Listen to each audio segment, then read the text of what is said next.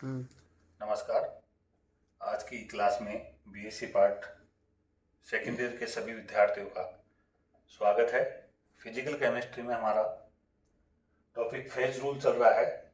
आज शुरू कर रहे हैं हम two component system. Two component system में देखें तो टू कंपोनेंट सिस्टम में जो सामान्य प्रवस्था नियम है गिब्स के द्वारा दिया गया जो फेज रूल है उसके अकॉर्डिंग देखें तो यहाँ C का मान 2 रखा हमने, टू कंपोनेंट सिस्टम हो गया, और P का मान कुछ नहीं रखा तो ये प्राप्त हुआ हमें 4 माइनस P। और किसी भी तंत्र के लिए न्यूनतम प्रवस्था 1 तो होगी ही होगी। ऐसी स्थिति में यदि P का मान 1 रखें तो जो स्वतंत्रता कोटि आती है उसका मान आता है 3। अर्थात किसी भी तंत्र की व्याख्या या टू कंपोनेंट सिस्टम की व्याख्या करने के लिए हमें 3 चर चाहिए, ताप, दाब, सांद्रता जो भी है या संगठन है, 3। और इन तीनों चरों को हम द्विवी में कागज पर प्रदर्शित नहीं कर सकते। ऐसी स्थिति में जो गिब्स के द्वारा प्रवस्था नियम दिया गया था उसको हमने नियंत्रित कर दिया। अर्थात 3 स्वतंत्रता कोटि थी उसको हमने 1 स्वतंत्रता कोटि को नियंत्रित कर दिया। तो जो गिब्स का प्रवस्था नियम था वो नियम आ गया क्या, इस प्रकार यहाँ F बराबर C minus P plus 2 minus 1।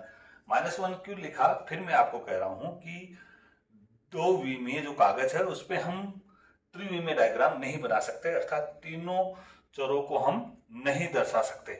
ऐसी स्थिति में यहां हम देखते हैं एक चर को हमने स्थिर रखा तो जो प्रवस्था नियम हो गया वो बराबर क्या हो गया, F बराबर C माइनस P प्लस 1। अर्थात ये जो नियम है टू कंपोनेंट सिस्टम के लिए ये प्रवस्था नियम फेज रूल आएगा। और ये प्रवस्था नियम आने के कारण इस प्रवस्था नियम को हमने क्या किया था, रिड्यूस्ड फेज रूल, सम्मानित प्रवस्था नियम। ऐसी स्थिति में अब टू कंपोनेंट सिस्टम के लिए हम जो समीकरण 3 है वही प्रवस्था नियम के रूप में प्रयुक्त करेंगे। अगला टॉपिक है simple eutectic system. Simple eutectic systems के बारे में हम देखें तो सबसे पहले हम यूटेक्टिक का अर्थ समझे तो यूटेक्टिक का अर्थ होता है आसानी से पिघलने वाला, आसानी से पिघलने वाला।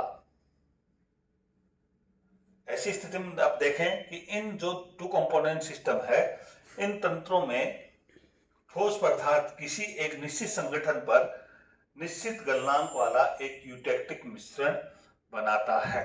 ऐसी स्थिति में हम देखें बता दिया है यूटेक्टिक का मतलब होता है आसानी से पिघलने वाला। यदि 2 ठोस पदार्थ मिलकर एक ऐसा पदार्थ बनाए, मिश्रण बनाए जो बाद में आसानी से पिघल जाए तो ऐसी स्थिति में वो कहलाएगा यूटेक्टिक मिश्रण, अर्थात दोनों के गलनांक से कम गलनांक हो जाए। सबसे पहला सिस्टम हमने लिया यहाँ bismuth cadmium system. Bismuth cadmium system के लिए हम देखें तो इस तंत्र के लिए जो प्रवस्था आरेख है वो ये है, अर्थात ताप और संगठन के मध्य हमने प्रवस्था आरेख खींचा तो हमें प्रवस्था आरेख ये प्राप्त हुआ। इस प्रवस्था आरेख के अनुसार देखें तो सबसे पहले इस प्रवस्था आरेख पर बिंदु A है वो शुद्ध बिस्मिथ का गलनांक बिंदु है या हिमांक बिंदु है जो कि 271.3 डिग्री सेंटीग्रेड है। इसी प्रकार यहां इधर देखें बिंदु B को तो बिंदु B जो है वो शुद्ध कैडमियम का हिमांक बिंदु है और ये है मान 320.9 डिग्री सेंटीग्रेड। यहां देखें सबसे पहले वक्र AC, तो वक्र AC को देखें तो वक्र AC पर गलित द्रव्य अर्थात जो बिस्मिथ और कैडमियम का मिश्रण द्रव्य है वो और ठोस बिस्मिथ दोनों परस्पर साम्य में है। अतः यहां प्रवस्था कितनी हो गई, 2 हो गई, गलित द्रव्य और ठोस बिस्मिथ। अतः प्रवस्था नियम के सम्मानित प्रवस्था नियम के अनुसार F बराबर 3 minus P C minus P plus 1। तो C तो क्या हो गया 2, P भी 2। तो यहां इस वक्र पर यह जो तंत्र है वो एक चर है। कौन सा है, एक चर है। ये देखो बिंदु ए पर 100% विस्मित है, जिसका मान क्या है 271.3 डिग्री सेंटीग्रेड है, जो कि विस्मित का हिमांक बिंदु है। इस विस्मित में यदि हम कैडमियम मिलाते हैं तो ये जो विस्मित का हिमांक अवनमन हो जाता है और वक्र लगातार नीचे आता है, किसके सहारे, ए से सी तक, और बिंदु सी पर इस हिमांक का न्यूनतम बिंदु हो जाता है, वो है 140 डिग्री सेंटीग्रेड। इस प्रकार एसी वक्र है वो विस्मित का गलनांक वक्र है, ये विस्मित का गलनांक वक्र है। इसी प्रकार वक्र बीसी को देखें तो ये कैडमियम का गलनांक वक्र है। बिंदु बी को देखें तो बिंदु बी जो कि शुद्ध कैडमियम का गलनांक है या हिमांक है 320.9 डिग्री।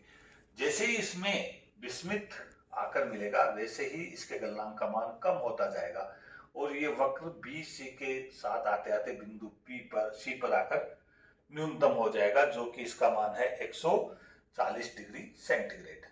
अतः यहां हम देखें तो जो बी सी वक्र है वो है कैडमियम का गलनांक वक्र।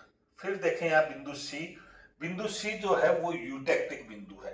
बिंदु सी क्या है, यूटेक्टिक है, और इस बिंदु पर तीन प्रवस्थाएं, यहाँ देखो ठोस कैडमियम, ठोस विस्मित और लिक्विड, ये तीनों प्रवस्थाएं परस्पर साम्य में है। अतः सम्मानित प्रवस्था नियम के अनुसार यदि सी का मान 2, पी का मान 3 रखें तो यह बिंदु अचर होता है। अचर का मतलब यहां संवृतता कोटि का मान 0 होता है।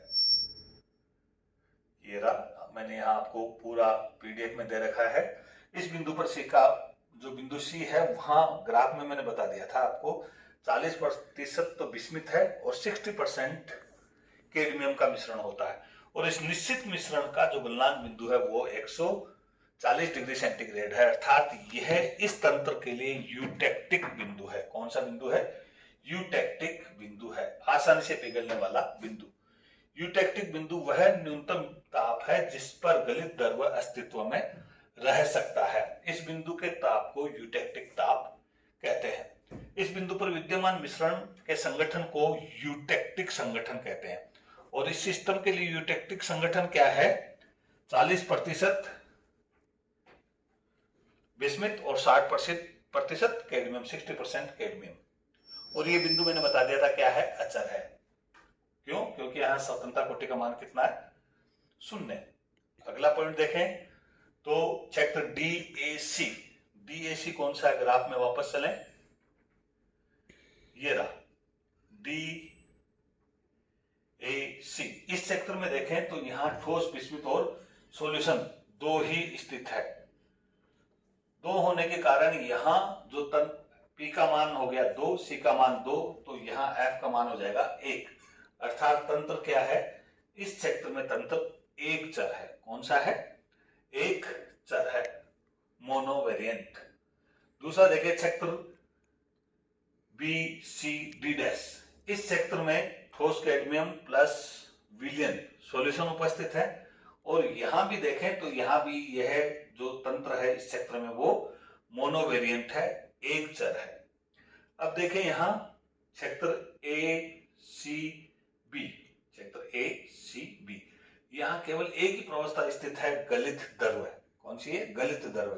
तो रिड्यूस फेज रूल के अनुसार देखें F बराबर 2 माइनस पी का मान आ जाएगा 1 प्लस 1, तो यहाँ F का मान आएगा 2, अर्थात इस क्षेत्र में तंत्र क्या है, द्विचर है, द्विचर है, अर्थात इस क्षेत्र में किसी भी बिंदु की व्याख्या करने के लिए हमें ताप और संगठन दोनों की आवश्यकता होगी। थर्ड देखें तो क्षेत्र डी सी डी डैश के नीचे का भाग, या रेखा डी सी डी डैश के नीचे का भाग, इस भाग में देखें तो ठोस विस्मित है, ठोस कैडमियम है और यूटेक्टिक है, और यूटेक्टिक में भी क्या है, ठोस विस्मित और ठोस कैडमियम का मिश्रण है, अर्थात यहाँ दो ही प्रवस्था है, ठोस विस्मित ठोस कैडमियम। तो इस प्रकार इस क्षेत्र में भी जो तंत्र है वो एक चर है, मोनोवेरिएंट है। आगे देखें तो ये मैंने आपको यहाँ पीडीएफ में बता दिया है, क्षेत्र डी सी डी डैश यहाँ मोनोवेरिएंट, क्योंकि दो प्रवस्थाएं हैं। बिंदु ए को ले जो ग्राफ में है, बिंदु ए,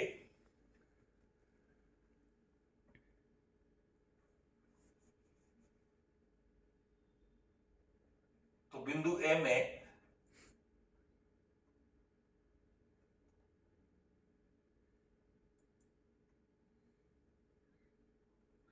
ये रहा बिंदु ए। बिंदु ए पर देखें तो बिंदु ए पर इस द्रव गलित में 70% शुद्ध कैडमियम उपस्थित है। ये देखो 70% कैडमियम। जैसे हम इस बिंदु ए को ठंडा करते हैं अर्थात ताप का मान कम करते हैं तो हमें बिंदु बी प्राप्त होता है, जहां ताप का मान होता है 235 डिग्री सेंटीग्रेड। यहाँ थोड़ा सा ज्यादा गलत लिखा हुआ, जीरो नहीं है या डिग्री सेंटीग्रेड, 235 डिग्री सेंटीग्रेड। जैसे बिंदु बी पर पहुंचे, अब अगर हम ठंडा करते हैं तो ये जो गलित द्रव है ये विस्मित से या बिंदु बी से सी तक धीरे धीरे ठंडा रहता है। और जैसे जैसे बिंदु बी से हम सी तक पहुंचते हैं तो बिंदु बी से सी पर पहुंचने पर जाते हैं तो यहां ताप का मान 235 डिग्री सेंटीग्रेड होता है।